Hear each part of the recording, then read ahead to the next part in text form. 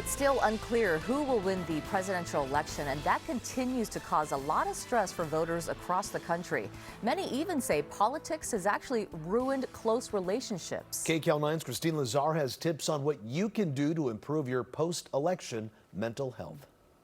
We have some interesting projections at this hour. With election night stretching into election week, emotions are running high. When we're talking about top politics, we're talking about our values, we're talking about our beliefs, we're talking about the things that really make up a life and the things that we believe make up a really good life. Psychotherapist Josh Jonas says that's why voters have so much invested in the outcome. When it gets prolonged and it keeps going and it keeps going and it keeps going, all of a sudden emotionally it kind of feels like you thought you were running a sprint and all of a sudden says, no, now it's a marathon. That's why Jonas says it's crucial to focus on the moment. Because oftentimes it's not pain that's so painful, it's the belief that or the fear that pain is going to go on forever. But for some, the stress will not end when all the votes are counted.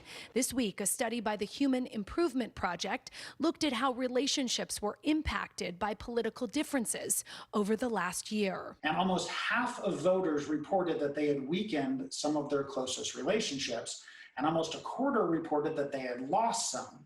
And because these relationships are so closely tied to well-being, this data seems to indicate that public long-term well-being is taking a big hit. And 65% reported that they are less likely to pursue future relationships after learning about a person's political views. I think one thing to keep in mind is that each side is now largely dealing with a different set of quote, facts. When a winner and a loser is declared, Jonas says both sides have work to do.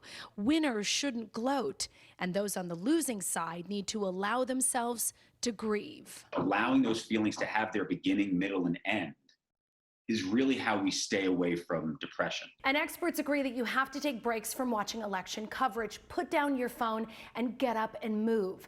Using your body is crucial to changing your emotional state. Christine Lazar, KCAL 9 News.